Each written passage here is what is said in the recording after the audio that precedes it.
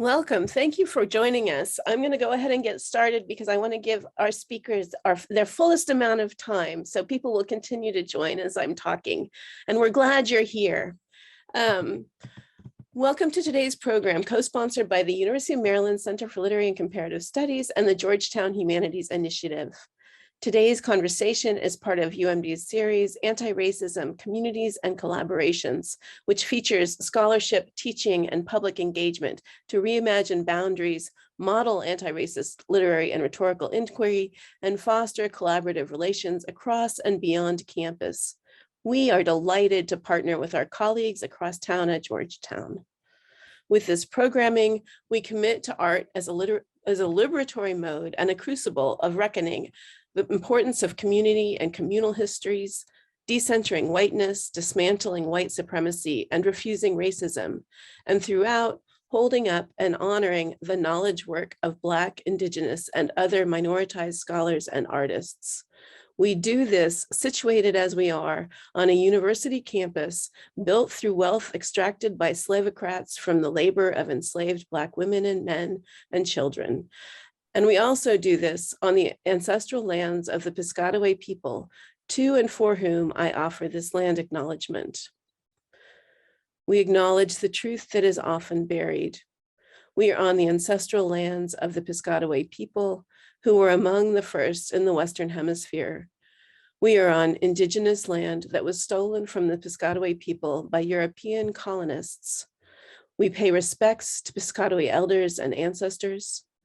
Please take a moment to consider the many legacies of violence, displacement, migration, and settlement that bring us together here today. I want to recognize with gratitude the vision and energy of my colleague Tita Chico, Faculty Director of the Center for Literary and Comparative Studies, for imagining and realizing this series. The graduate assistants at the center, Shannon Neal and Danielle Griffin, have been invaluable this semester. The anti-racism playlist for this series, now at 24 videos, is available on YouTube, and I'll put that link in the chat. I want to turn this out now over to my colleague, Nicoletta Piradou from Georgetown. Thank you very much, Professor Nelson and Professor Chico, for your introduction and also for this exciting collaboration between the University of Maryland and Georgetown University. Good evening, everybody. My name is Nicoletta Piradou. I'm the inaugural director of the Georgetown Humanities Initiative. With this initiative at Georgetown, we promote interdisciplinary collaborations across departments for research, pedagogy, and public-facing projects that demonstrate the enduring value of the humanities for the understanding of the human condition. Tonight's event will allow us to learn more about the work of two phenomenal community builders and activists. A warm welcome to our guests, Ramunda Lark Young and Angela Maria Spring. Ramunda Young is an entrepreneur, speaker, and community advocate. She and her husband are the owners and co-founders of the nationally recognized Mahogany Books, a bookstore focused on books for, by, and about people of the African diaspora in Washington, D.C. Angela Maria Spring is a poet, journalist, and editor. In 2017, she launched the Duende District Bookstore, a unique pop-up boutique bookstore run by people of color for people of color. Our moderators tonight are Diana Proenza and Chanel Williams. Diana is a PhD student in the English department at the University of Maryland, College Park. Her research focuses on 20th and 21st century book history, archival studies, and visual culture. Chanel studies in the master's program in Engaged and Public Humanities at Georgetown. As a public relations professional, she has focused on making art and cultural institutions more accessible and inclusive through storytelling. One logistical detail before I give the floor to Diana and Chanel. If you have questions for our speakers, please submit them through the Q&A function, and we will be glad to answer them in the last portion of the event. And now I'm happy to leave the floor to our moderators, Diana and Chanel. Thank you. Good evening, and thank you so much to Dr. Chico, Dr. Nelson, and Dr. Piridou for bringing us all together. And thank you so much, of course, to our guests that are here today to speak with us. Just to get the conversation started, I wanted to ask if you would both tell us a little bit about how you got into this work. Wow, I guess I'll jump out there first. This work, wow. So I've actually been in the book industry close to 20 years. I've done the big box bookstores. I've done operations for another Black-owned bookstore chain that is now defunct, but was in the DC area. So I really love the operational aspect of books, but and then of course our own. And we opened up online about 14 years ago. But the work for me, I was raised in Tulsa, Oklahoma, right near Black Wall Street. But all throughout my youth in high school, middle school, even up to college, I didn't even realize the power of Black books. I was never really exposed to it out in Oklahoma like that until I went to college to a HBCU. And then my mind was blown by the number of Black authors and the writings that really focused on my culture that gave me so much pride. And so fast forward, I meet my husband almost 19 years ago, and we're tossing around business ideas. And at that point, we were in a 1-bedroom apartment in Alexandria, Virginia, with a laptop and an idea about bookstores and making books accessible to people who were in Oklahoma, to people who were in Iowa and Texas or wherever, because I didn't have that exposure to Black books. And we thought, wow, if we could do it for me, there's people all over the United States that would, crave the culture, crave the information that were in Black books. And so that was from my perspective. When my husband, he was exposed to Black books from a very young age. He grew up right in this area in Washington, DC. So we brought those two very distinct experiences to the table, both with the desire to get Black books into people's hands no matter where they lived. And so it's been an amazing journey, crazy journey, but it really started with how do we make Black books accessible? And so that's where it started online. And about 4 years ago, we opened up our physical space. But I was always a reader, but I was reading books that had nothing to do with Black people growing up because I didn't know. I was reading Harlequin romance. Shout out to the Harlequin team, probably somewhere. But I was reading things that really didn't connect with me on a very personal level. And so when we had the opportunity tossing around business ideas, books really allowed us to tap into our community. It really tapped into culture, and I have a degree in business. So that allowed me to wrap all three of things that are very personal and passionate, that I'm passionate about, into one endeavor. So that's a little bit about our story, but I didn't see me on the pages. I didn't see a Black face, a brown face, a little girl with locks on the pages of the books that I read. And I wanted that to be different for other people going forward. Ramunda and Derek are always huge inspirations to me. I've also been a bookseller for 20 years, working in buying and management in bookstores in Albuquerque, New Mexico, New York City, and Washington, DC. And I've also been a poet for most of my life since I learned how to write. I started writing poetry. And so a lot of what I come from, especially because I come from the slam poetry community in Albuquerque, which is very collaborative. But what, my mother is from Central America. I have family from Puerto Rico and in Central America. I'm actually very Caribbean on one side, because we also have family from Martinique. But even growing up, so I was originally born in Tacoma Park in Maryland, and my father's from West Virginia. And so we were there, and we eventually had to leave because it's awkward being brown sometimes in some places. We came to New Mexico, and even there, as a Latina, even though I read voraciously like Ramunda, I didn't see myself reflected very often. And where it was reflected, it didn't really resonate in a lot of ways. I think there's a lot of conversations about like Latinidad and all of these things. But we're not a monolith. And the fact that we have so few, and I saw myself just so rarely, at any point, was really hard. And I didn't really even think about it until I was managing the sales floor at Politics and Prose, and one day, and I was just like, I'm tired of being in a space that doesn't center us, where we're constantly in the special sections, or we as Black and brown people can only be social justice, sections. And I just I was like, I don't want to exist in a space like that anymore. And I want to create my own. I want to create a space for us that centers us and centers our voices, because I've just worked with so many amazing Black and brown booksellers over the years, all over the country, and they have inspired me from the very beginning. And I didn't see any of us in like higher level positions, and there's so few of us who actually, own bookstores. And I was like, how do I help? I have a lot of privileges, and how can I use those privileges to create spaces or help others create those spaces? And yeah, so that's what I've been doing the last 5 years. Thank you both for those answers. I'm going to throw out the next two questions, and Ramunda, I'm going to start with you. Can you talk a little bit about what it means to stay true to your independent bookstore roots and what that means to the mission of Mahogany Books? 100%, Chanel. It's a dance we do. I did it more dancing in the beginning. Now I have my own music, put it like that. So I dance to my own song.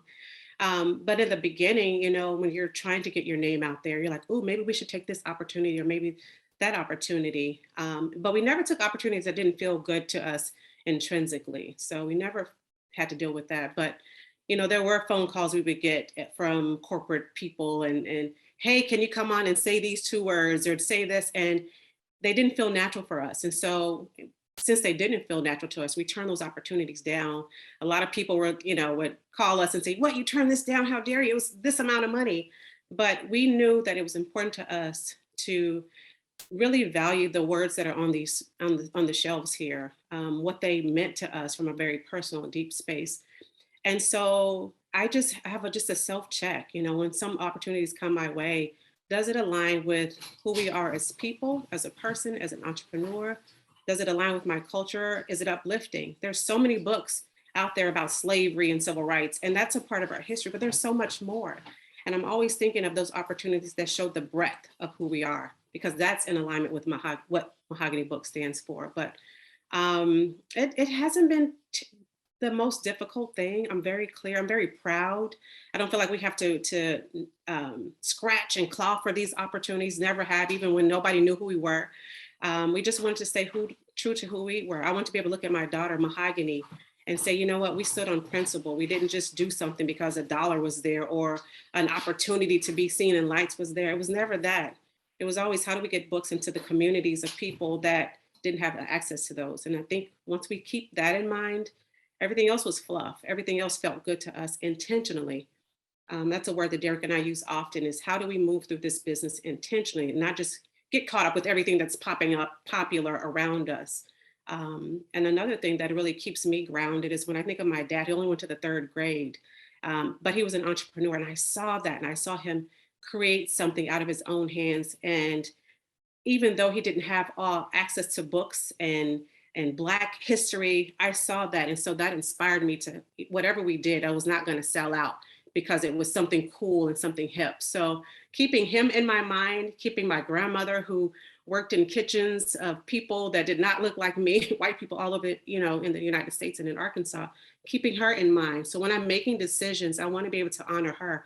I want to be able to make my dad proud. I want to be able to make my grandmother proud. But it's always with us moving with intention. How do we do that? And being okay saying no to opportunities that don't allow us to move with intention, don't allow us to honor the people that, to be honest, that were hung reading the books that are on these shelves. That's what the history comes from for us. To be hung to read a book, that's in my mind. So again, to say yes to something just because there's some kind of dollar attached to it, no. I get emotional every time I think about it, because it comes from a very deep place. That we remain true to who we are and not give in to, like I said earlier, things that are popular. So I keep all those things. I named about 5 different things, but those are always in my mind as we're making decisions. Our tagline is, one of our taglines is Black Books Matter. And everything that we do, I want to make sure that that's the center, not Mahogany, not Derek, not Ramunda, but Black books. And so those each inform how we show up and stay true to our values as a bookstore and as a family. Yeah, and I definitely think that's reflective in your work. Angela, the next question I have for you, how collaboration is a key part of the Duende District's ethos. Can you talk a little bit about the process of making the pop-ups collaborative? Yeah, Ramunda made me tear up. Like, intentionality is, I mean, it's like, well, it's really, I mean, you have the proof of the collaboration with Ramunda, because one of my Duende District's biggest first collaborations was with Mahogany Books. And, you know, and it really helped define, you know, that first year was all about defining what it is that Duende is and what our purpose is, and how, you know, what are we doing? You know, like, what am I doing? What is my team doing? And working with Derek and Ramunda as they built their first store was very formative. And really amazing, you know, and it tested my limits in a lot of ways, which was good, because that's how you grow. You know, and it really helped me figure out like what I can financially do with the model that I have, and how we can each help each other in the community. And so, yeah, they were wonderful. And then at the same time, I also had another really wonderful collaboration going on with Totally Moly in Union Market. They now own Themi, which is a really wonderful restaurant. And they had a really wonderful Burmese restaurant bodega in Union Market, and it was just really great. And it was like, so I had these two huge, amazing collaborations going on at the same time. And we were each having, like, you know, Mahogany Books and Duende District were doing like we were doing authors in conversation with each other. And we were trying to figure out ways like, how do we talk to each other? You know, like across our diasporas, what are the issues that we want to talk about? I mean, we had one of my favorite events that I ever did was with Mahogany Books, and with my friend Naima Coster, who had just come out with her first book called Sea Street. And we had a really wonderful conversation at the Anacostia Arts Center, their auditoriums across from the bookstore.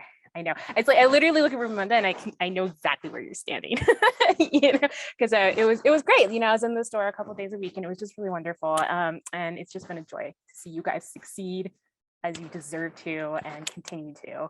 And that's what it is, right? That's what that collaboration is. You know, I think about another person that one of my closest, dearest friends is Hannah Oliver Depp, the owner of Loyalty Books.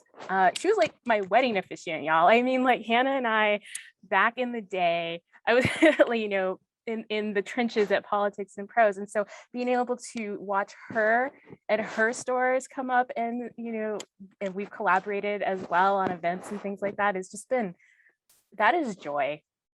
And that's what our communities are about joy. It's about celebrating us, as Ramunda said, all of our stories, not centering our oppression, not centering the white gaze, you know, and having hard conversations that we need to have with each other, but that those conversations are dictated by us, not other people who think that we should be talking about X. And then in Albuquerque, when I decided that I'd like to expand to my hometown in Albuquerque, you know, I've had this really beautiful partnership with Red Planet, owned by Lee Francis, which is the only Indigenous-owned comic book store in the world. And Lee's really wonderful. He's from Laguna. He's in the Laguna Pueblo, and I've always had such a strong relationship with so many of the Pueblos in many ways, like just in my writing. And so building with them in Albuquerque as well, as it's been really, really beautiful and enriching. But again, it's the same thing. It's like, you know, how do we honor ourselves, our families, and our ancestors? You know, because that's the ballgame. You know, when I think about it, so many of the issues that we have, especially within the Latinx community, is, you know, we're at war with ourselves. I mean, our people are mostly, we're Indigenous, African, and European. And these are the things that make who we are, and we need to dig into that and see what's made up. You know, we got to reject Eurocentrism. We got to reject these things that make us feel less than, and then celebrate the things and the people in our lives and our histories and our lineages, you know, that have been survivors, that have been oppressed, and then also figure out like the oppressors in our lines. You know, we need to figure out how to reconcile with that as well. And so, yeah, to me, collaboration is just building community and journeying with each other. And so those are just some examples of what we've been doing. To kind of jump off that question for you, Angela, thinking about pop-ups as deeply collaborative as they are, or other alternatives to the traditional bookstore, what do you think that they mean for the future of bookseller activism and in a sense of decolonizing literary spaces? It's a really wonderful question, because I think this is a question that our entire industry grapples with. For me, I personally don't like feeling trapped in one space. And I don't know if that's like the weird immigrant tendency of me, where I just need to move around.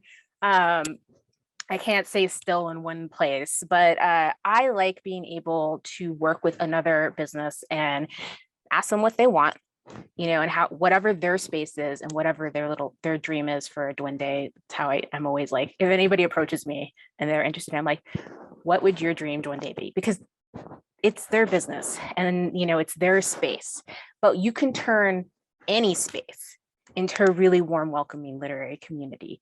Like you really, really can, no matter how small. I've done it before in several businesses and it's been really fun. Like I like doing that kind of thing too. But it also means, here are the things that we're grappling with, right? The rent costs, especially with gentrification, is untenable. And like, what does that mean? And then you've got your sunk costs, which means that even when you're renting at these enormous prices, especially in urban areas, you're sinking your cost into, building out the space itself. And then for me, I feel like half your inventory is already, to me, that's a sunk cost, because you need to have it. And there's the books that go out the door, and those are the books that you're going to constantly reorder, but there's the books that you need to have those deep shelves, right? Like you walk into Mahogany Books and you see, they'll have like the front list displays up in the front, and those books are going to sell a lot. But really the meat and the heart of what they do is going to be in the shelves behind them. So it doesn't even matter. It can be like, for me, it's like always going to be a smaller selection of that, but how do you reconcile these things? And how do you reconcile this with the publishing industry that has us basically on a starvation diet, discount diet, and so you do have to decouple that, all of these realities with the idea of space. And so it's like, how do you make it something that's sustainable? How do you make it something that we're not, because we're already carrying around debt. I'm carrying around a lot of student loan debt. Many people carrying around credit card debt. And so for me, like Duende is an experiment, and it's like, what can we do with as little money as possible? And then how, if any other people of color want to do it, like have it, So that's what I think about that. But it's like, we have to. All right, I'm going to tell you my dream. Ramunda, you're going to love this. My dream, my new dream is I want to build a tiny home bookstore because you can build it out the way you want financially. It's yours and you can move it. So you can think about like, because I'm, Ramunda knows I'm like accessibility to the nth degree, right? So it's like, if you can like physically move your bookstore and then collaborate with other places, like once Lucito is like past his toddler phase, I'm gonna look more into that. But I think that's actually what I'm gonna be doing next. And when I think about like, how do you decolonize the spaces? How do you maximize? What do you do? And how do you keep yourself from being a victim of all the forces that are here to keep us down and to make sure that people like Ramunda and I don't own businesses? So it's like, you just got to keep thinking, keep expanding, but it's talking with each other. These ideas and the things that we do, it's always like the best ideas.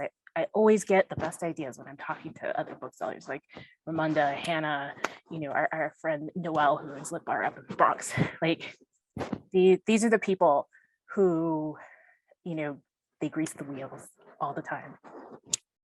Yeah, I just wanted to add to that too. You made some great points there. I think when I think about our journey, these 14 years, those first 10 years, not having a physical space, to just as some of the things that you mentioned, the costs, we did online because the costs were so low. But when you think of the future, and there's so many people who have the dream of opening up a bookstore and doing it as a pop-up or doing it as a mobile way, allows them to be in the marketplace, to be in this industry and not have those, to jump through hoops, to do it, to get a space, to make sure that, they're paying their rent on time with the landlord and going through COVID and the sales dropping. So having the ability to have less inventory, to be mobile, it allows so many people to be in the space, in the industry. I'm in a group now with, it's the Black Bookstore Coalition, and it's all these Black bookstores all over the United States who are brand new. Some are in the industry 1 year, 2 year, and they're doing pop-ups. And I love it because they had an idea, they had a dream. And if they were to wait on somebody to give them the green light to do it, to give them the space, to hire all this staff, they would not be able to execute that dream in their community, and their community needs them. So I think when I see Duende, I love that Angela was like, I'm going to do it. I'm going to step out here and make those partnerships and make those connections that allowed her voice, allowed her space in the industry to be seen, and then those customers to have a place where they can get those books. So I think when I think of the future, I think it'll still be that way. I hope it's still that way, that people don't have to have a brick and mortar physical space, because our communities are all over the place.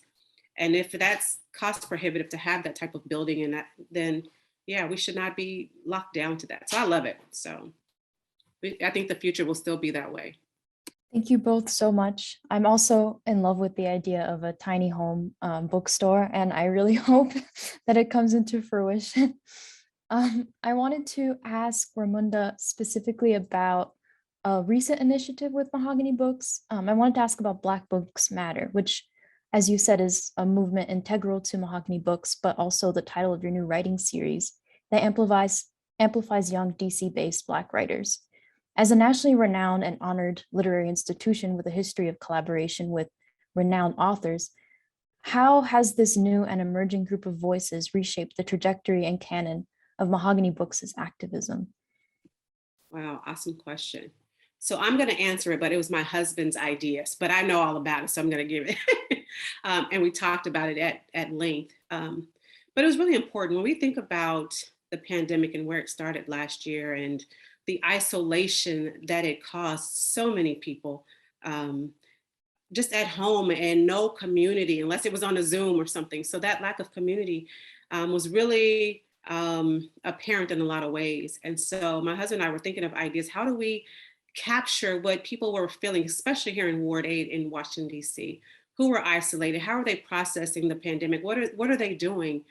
And so he and a good friend, Panama, who's also who's part of the Root and Very Smart Brothers, and another partner that we collaborate with, came up with this idea to apply for a grant to get funding to pay those writers who are right here in our community, who may not have ever had a voice, a chance to be published on another platform, and said, hey, we want you to share your story. How did you cope with being in the pandemic? So the aspect of activism for us, one, is to give them a door. So many times these writers are brilliant, and they may not have a byline in a national publication, but their voice and their story and their experience is just as crucial, just as imperative. And so to be in a position to where we can now reach out and do and conduct a search for those writers who are interested was something very important to us. And to see them share stories about the loss of a father or a parent during the pandemic, and them to do it in their own voice without having, the white gaze saying, no, edit this, take this out, put this in. And they were able to honor their own experience from a very truthful place. It was just something that we're very proud of. And the authors seem to really have enjoyed it as well. The writers, just excited that somebody gave them a chance. So activism to me is taking the platform that we have and reaching back and bringing people with us. It's always been a part of who we have been. And all the booksellers that I know, a lot of the Black and brown books, so that's the motto and the mantra that a lot of us carry. How do we not just look out for ourselves, but bring people with us, partnering like we talked about earlier. And so that's where that series came from, was, man, that isolation. There's stories, there's people who want to get out and communicate what that experience has been for them. And here's a way that we can do it.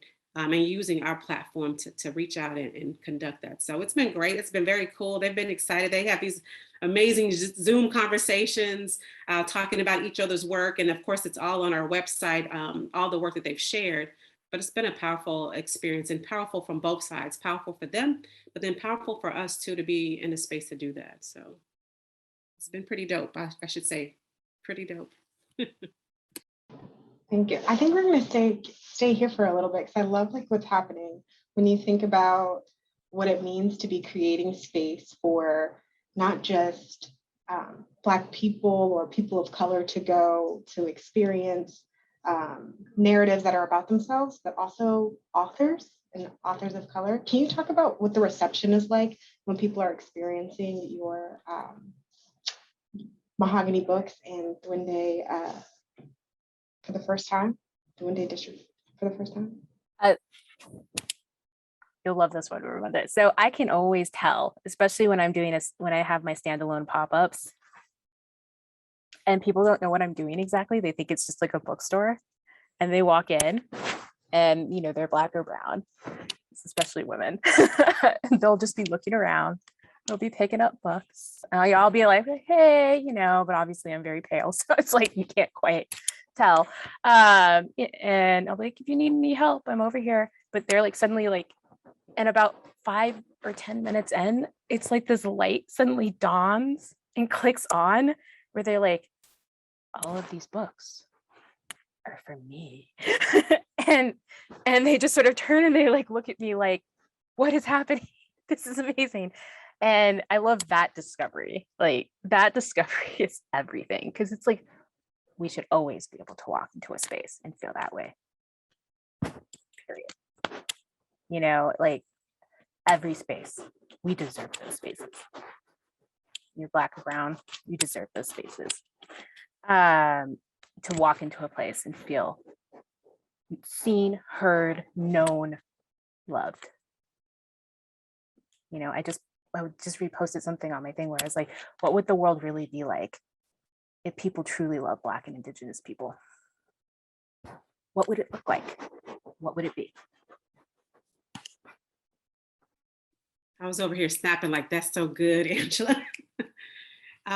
When we talk about the experiences that people have at our events or even in our store, it floors me sometimes. And the first time I ever walked into a Black bookstore, it was years ago, and I was shocked. I stood and looked around, and our customers have the same reaction. So it's fun to see that full circle moment.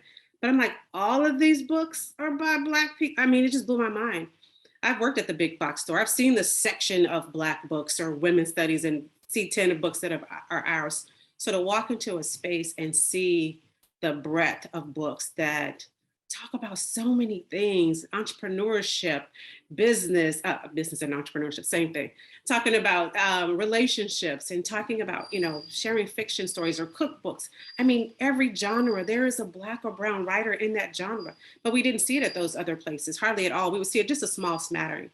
And so when customers come here, I mean, we had a gentleman at our National Harbor store, about 60 or 70, and he walked in and I was like, hey, welcome, welcome. He was from North Carolina, I believe. And he said, young lady, is this your store? And I said, yes, sir. He said, all those books on the shelves, I saw it said Black Books Matter out there, but are all these books by Black people? And I said, yes, sir. He just stood there and shook his head. He said, I've never. He started taking pictures with his little camera, you know, it wasn't a smartphone, it was just this little camera. He said, I've never seen this in all my life. He said, I'm so proud of you. I never met this guy. So that's the experience. People need to be seen, and not seen from a look at me, but seen on the pages, and our experiences need to be seen and need to be felt. So that's the experience that we have. And when we talk about our events, they're like a party, some of them are. It depends on the conversation. It's a very heavy conversation, that's a different thing. But we want people to be joyous, to hear these conversations, to be in community and talk and share. And I think too, the other thing, another experience in our store, I remember when we first opened here, a customer was whispering, you know, she was in her shopping and she started whispering and talking about slavery. And she looked around and like, man, why are you whispering? Like, we're talking. She said, oh yeah, you're right. I feel at home. I don't have to whisper. And I'm like, we're so used to going into scenarios where we're trying to make sure everybody around us is comfortable talking about history and talking about very, very impactful parts of our journey. Actually parts of American journey. Let's be real. It's not just Black people's journey. It's everybody who's in this country's journey, right? Different parts of it. But to feel empowered, to have a very real and sacred and comfortable conversation and not have to hush because somebody else may be watching or feeling uncomfortable. That's what our space does. So from the music to the pictures of all these amazing Black luminaries on the wall, I'm going to show you and you're going to see my little crazy stuff. This is unconventional, but all these luminaries that are on the wall here, right? That's part of the experience. We want those writers, those ancestors to be in this space with us, to be in this space with our customers, to be here. They've done so much. They've laid so much groundwork for for us to be standing here right now. I couldn't imagine what they've gone through to share their stories, to know that they were valid. We know that they were valid, but there were so many people who felt like their stories were not valid. So they're here in this space. So it's not just come in and buy a book, but I want everybody to be recognized when they come in. And I want people who are white to come in and say, oh my gosh, who are these people on the walls? I don't know about John Henry Clark. I don't know about Assata Shakur. So it's an awakening and a learning opportunity for everybody that comes in. So the experiences is what, for us, is what you see and what you hear. We play Malcolm X speeches sometimes on the radio, but it's a very multi-dimensional aspect when people and experience when they come in this store. And so, yeah, that's on purpose. We want people to be recognized on every level that we can. I cry, I get emotional. Ooh, okay, go ahead. I love you, Ramunda, so much. Yeah, it's like that. It's the comfort. I think the only thing I'll add to it is that without, our spaces are not considered, we have not created them with the consideration of the white gaze. And when you walk in, even if you're white, without that consideration, it's an awakening in a way. And I see it with white people when they walk in. If for some people, it's like they'll immediately walk out, but some people will stay. And if you have the courage to stay and be in that space where you are not centered in any way, but you're not unconsidered, like Duende, it's like everybody's welcome, but this is for and by people of color. Like if you have the courage to stay in that space and, like Ramunda said, and interrogate your discomfort, because that's everything. Like for me, like activism hinges on all of us interrogating our discomforts, and anytime you come across something, oh, that made me feel, like sit with it and think about it. And that it's that courage. So I welcome anybody who is not Black or brown into my space, who wants to actually be a part of the conversation, just knowing and respecting that they will not be centered in that conversation. I guess I would like to think about sort of beyond the physical space of the bookstore. What does it mean to facilitate a community within a bookstore, a physical space so restorative and reflective, as you said, so important and vital for people of color to find themselves within spaces for people of color, yet often considered obsolete or doomed in our era of online shopping amidst a pandemic? We currently find ourselves meeting and collaborating, discussing books and bookstores in this digital environment. Is there a future for this kind of collaborative digital activism and communication for readers, writers, and booksellers? I guess especially for you, Ramunda, since Mahogany Books started, like you said, on a laptop.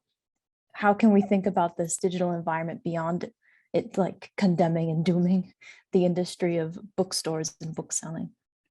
That's a good question. And the pandemic really shined the light on the digital aspect. Our store was closed last year from March to October. So that physical connection and that community that we were able to create in person went away. Our store turned into like a mini warehouse at that time. But I know for us, it really allowed us to think, wow, community is in our tagline. It says community, books, words, and you on our wall. And so community, we just started thinking, how do we still create community in this space where people are isolated, where suicide rates are going up, domestic abuse are going up. So it just kept ringing, how do we create community in a digital space? And so we were one of the first Black bookstores to launch this whole virtual author talk series, because community was just pushing us. How do we still create the community? We don't have this physical space. And we launched Mahogany Books Front Row, where the impetus was you have the best seat in the house. You're at home, you have the front row seat. And so that allowed us at that time, where in our store, it was really limited to people who were in DC. Now we had people logging in from London and Sweden and Africa. I mean, blew our minds. Some of our events had 2,000 people online to be a part of a conversation, to be in community throughout a pandemic. So, and we still have kept them going, even though we're having an event here tonight, a physical event. It's still a part of our makeup to have those events, because we've seen people are craving community. People are craving a space to dialogue about books and literature and their experiences. And they're in places where there may not be a bookstore, may not be a Duende pop up there, may not be a space, but yet there's a yearning in them to talk about something they just read and they ordered it online, right? And so now that book is here and it's like, what do we do? How do I talk about this experience? And so I know for us, I still see that going forward, that we'll have those experiences online and in person. So I hope that, you know, whether the industry does it or not, Mahogany Books will still do it because we've seen the rewards of it. We've seen people have aha moments from those conversations online. So I think having that digital piece will still be a part of the industry. I don't know, Angela, you have thoughts on it too? Yeah, well, you know, like remember one of the first conversations Derek and I had was about like how he wanted to have that monitor mounted because we both wanted to figure out a way to have, this was like in 2017, where we wanted to figure out a way that like we could beam authors in, like, because it's that accessibility thing, right? I don't think Duende's ever not. I've been waiting for the day to do like a virtual event. I was just like, all right, let's do it. And it's actually been really great because it really cemented so many of my own collaborations with other bookstores and organizations. I have a really wonderful relationship with The Word is for Storytelling, which is a nonprofit based out of Denver, and they work on equity in publishing and bookstores. And we've done so many things. We want in 2020, God, I can't believe like the pandemic year, we launched the first industry award for Black and Brown booksellers, 3 different ones. So we just completed the second year, and we have there are 3 different, we fundraised for cash. So they're like each 1,000, and it's for innovation, leadership, and the third one is bookselling, like whatever, but just basically our industry leaders, because we just, for me, I was like, I remember, like we've been in this business for 2 decades. There are so few industry prizes and none of them ever go to people of color, like ever. And I was like, dude, we rock. We should celebrate ourselves. And I was like, it's been a terrible year, but let's see how we can like bring ourselves together and like celebrate ourselves and celebrate our, you know, us. And so that was really wonderful. I've done with that. And then I've done like tons of virtual events with them, and it's been really fantastic. But it's also given me the opportunity. I'm surprised actually, Ramunda, that we haven't done a virtual event. Like at this point, I've done like virtual events with almost everybody. But like, you know, I've done virtual events with Loyalty.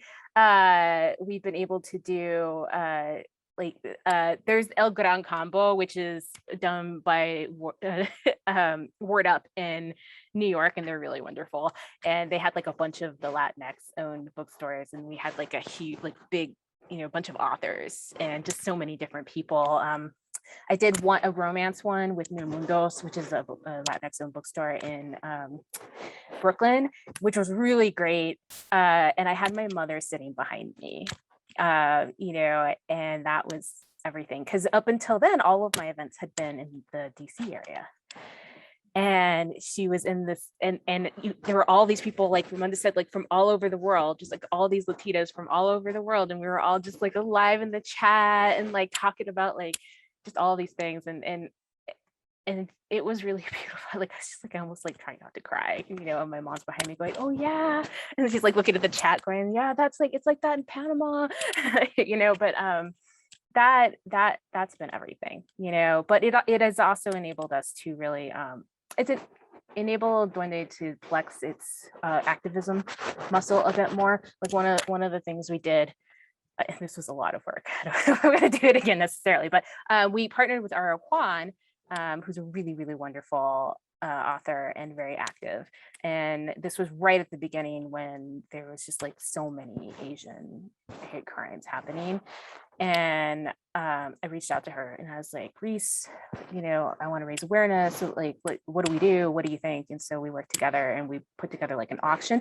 But one of the other things that I wanted to do was to use some of the Duende funds that I had gotten when we sold a lot of books during George Floyd, which, to be clear, a lot of books for Duende is not like a lot of books for Mahogany. Like, it's still a small amount, but for me, I felt like as much of that money that I could give back to the Black community as possible. So at one point I was just like, here, just take 10%. And then finally I was just like, I'm just going to keep dropping, like PayPaling people. But one of the things we did was I wouldn't let anybody donate anything. I just talked to different local businesses, and Reese's had some because she lives in the Bay Area, and I was just like, I'm just gonna buy gift certificates or sets from you.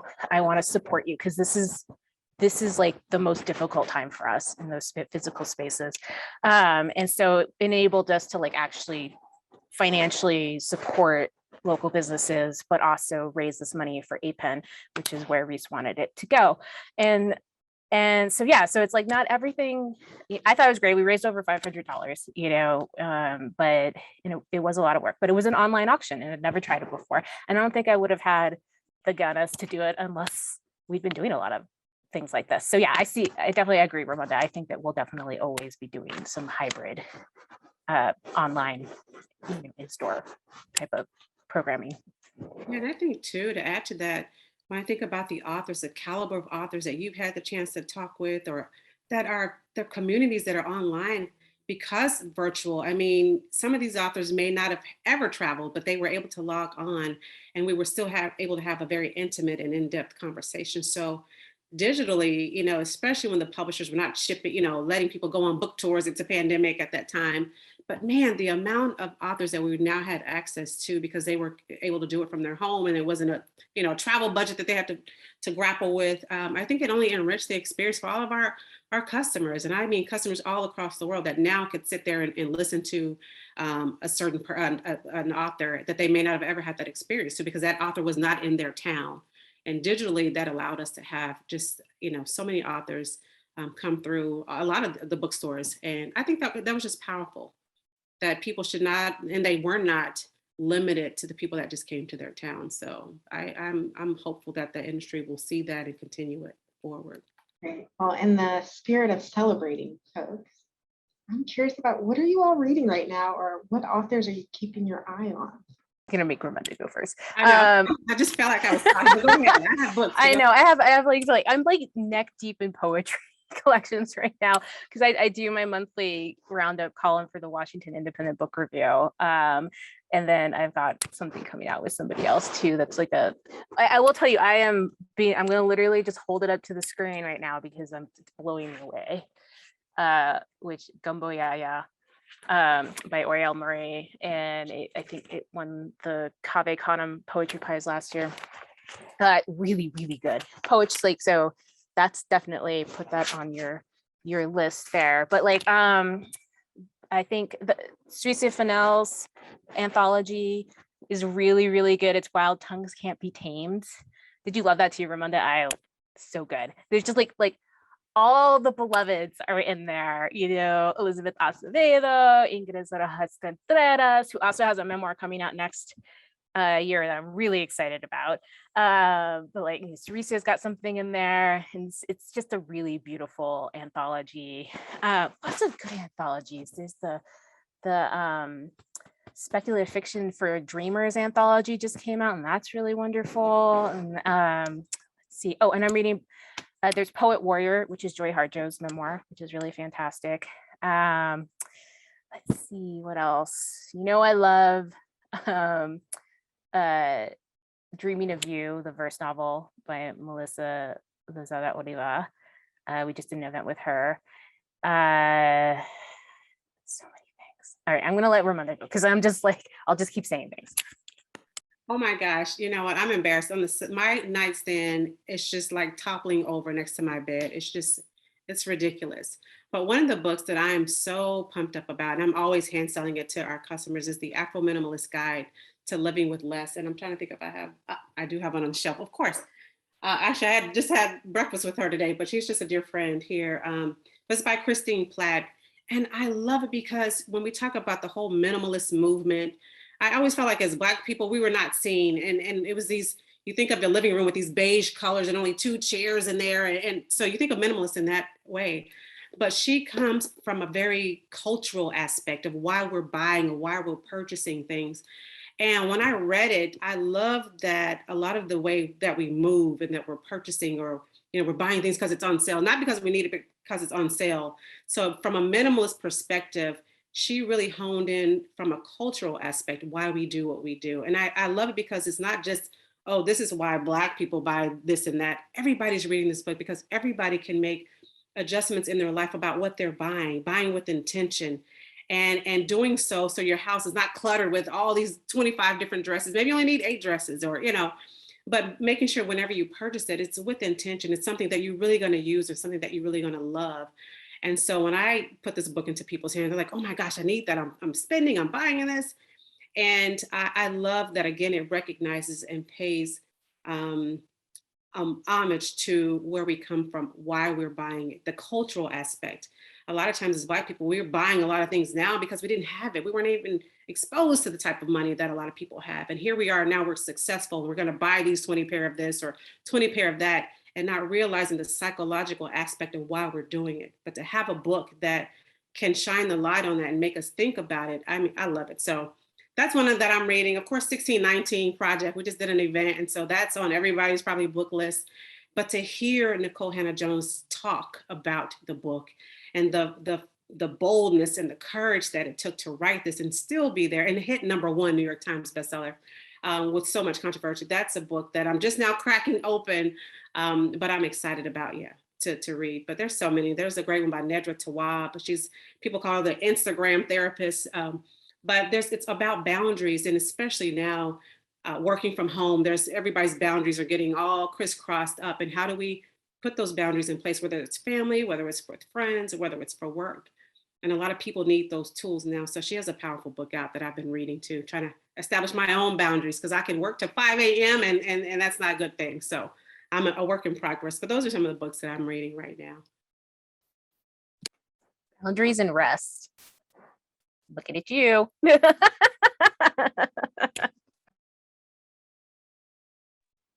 I just wanted to, since we're so slowly getting close to time, address some of the questions in the chat. So there's 2 questions. I thought I might just read them both aloud and then give you both the chance to respond as you want to one or the other. Tracy Teston asks, hi, can you please suggest how we balance supporting individual bookstores with the concern of using ebooks to save trees? Thank you for your activism. And Matthew Kirschenbaum asks, this is a pretty inside baseball industry kind of question, but I'm curious about the role of distributors as middleware brokers between publishers and your stores. Are there particular distributors you work with who support your mission? Are those relationships special or important? I have things to say about both of them, but Ramunda, you can go first if you want. I have intense things to say about both of them. Oh, not the first one. Go ahead. So you can support independent books, ebooks. Yeah, it possibly Bookshop in the future, I think, might be doing ebooks. I don't know when, but cross your fingers that happens. And then, yeah, there's not really a good ebook option at the moment. Actually, maybe I don't have as much to say about that. Ramunda, do you have the ebook situation? Do you have a better? I've been stymied. So while I support ebooks, or yeah, I mean, like, I often buy some of my ebooks like on Google Play, which is what I do. I don't really, I think for me, at the core is I want people reading. So if you're listening to it, if you're reading it from an ebook, yeah, I have physical books and I have audiobooks online, but I just want your mind to be changed. And if it's going to be transformed because of something you downloaded from another site, then let your mind be changed. But we have so many of our customers who read ebooks, but then also buy physical books. And if you look at the stats in the industry, actually ebooks have been going down. So that's a whole other thing, that came in with a bang. And I was really nervous at one point as a bookstore owner, but to see it have this skyrocketed appeal and then kind of go back down and kind of level out, it's actually it's exciting to me. But I love that customers have options, just to be real. Yeah, I want you to pick up a physical book, but I'm okay if you're transforming your mind with what you're reading. I don't care what format it comes in. So that's just my authentic feel about it. So yeah, but we have people that read both. They read on their iPads and then they come in and pick up a 1619 book or whatever that book is, to have and to hold and keep it in their home. So Yeah, in terms of eco-sustainability, which I think maybe is the underlying heart of the question, that is something that's absolutely foremost on my mind. As we all know, climate justice is racial justice. It's the most important thing. And I think a lot of that has to do with, like, as Ramunda and I talked about, like the bookstores themselves being intentional about what physical books we do carry and how many. And that plays into a lot of factors. And then I think just for you personally, you can just, just when you do shop for your physical books, shop intentionally. And we understand that not everybody shops at the same place all the time. We get that. And that's okay. It's just, try to support us when you can, and do it on a consistent basis, because that's the key. It's consistency. It's not just doing it during blah blah Heritage Month. It's doing it every random Tuesday. That's what keeps us going. Yeah, 100%. And I think, to the point of the distributors, I think I've been feeling I've felt bold before, but I've even felt even more emboldened the past year because of the number of books that we shipped out and the partners that we worked with, the distributors. And so I've picked up the phone and I've emailed the CEO of the world's largest distribution company and said, hey, I'm having issues. I need you to step in here and see what we can make it happen. We, from May to October, shipped out 100,000 books from our little store, that were sold. And that distributor they benefited a lot from that. So to pick him up, I think I emailed him 4 or 5 in the morning and said, we're having an issue. I need to get, I've never met this guy in my life. But I think us being emboldened to step up and say what we need, and that will only impact us, it'll impact other bookstores across the country, some of the things that we've done. And they took the call and they said, we're going to make these changes. And I think that's the type of energy and intention we need to have, not being afraid and knowing that we bring some value to the table, whether it's 100,000 books or 100 books, it's still value. It's not the number. It's knowing that, hey, I am in this industry. We're giving you business, right? And being bold enough to pull them on the carpet and have that conversation. Also, one of the distributors we've worked with was, there's so many authors out there, so many Black authors who don't get the deals with the big publishing house, right? So I know that this distribution company offers classes. Well, I want you to come on, and I want the class just to be for Black authors all over the United States.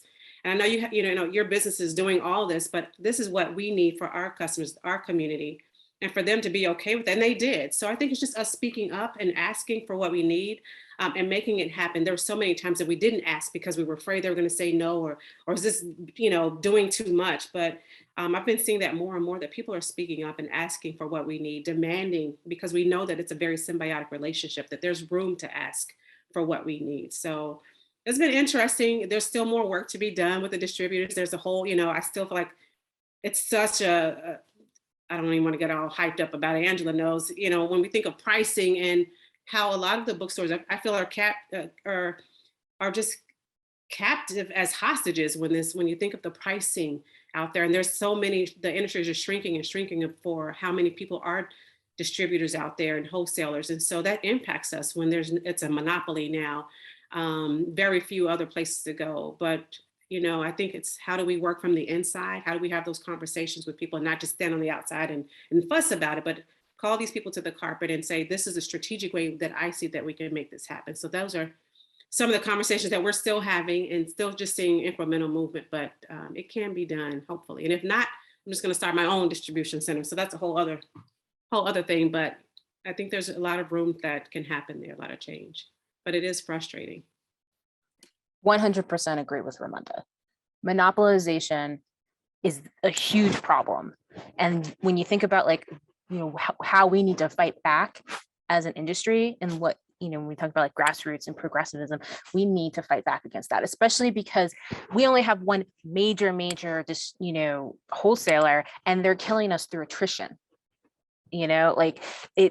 Having to because Duende has basically only been able to use the one main wholesaler in regard to shipping all of my books if people buy from me directly and not online, or if I'm doing some of the bigger orders that I don't do with the publishers. But that's for me, I feel I also sit on the board of the American Booksellers Association, and that's a huge issue. For I'm always banging the drum. I'm just we need to actually organize. And everybody does. I mean, we're now, I think, at the cusp of one of the biggest labor movements in a while. And this is part of that. All right. Well, Angela, Ramunda, thank you so much for such a beautiful and intentional conversation. Professor Chico, Professor Nelson, Professor Perdidu, thank you for bringing us all together. Tiana, thank you for being such a great moderator partner. To all the people that are in attendance, thank you for joining us. If you're interested in the next collaboration between the University of Maryland and the Georgetown Humanities Initiative, we will be discussing diversity in higher education on February 1st, 2022. I can't believe that, at 3 p.m. The registration link is in the chat. So thank you. Thank you. Thank you. Thank you all. This was a lovely session. We look forward to the next one. And so now I have the dubious honor of ending this. So before we disappear, I just want to say thank you so much to everybody. You guys were spectacular. And I can't wait to buy more books. So take care.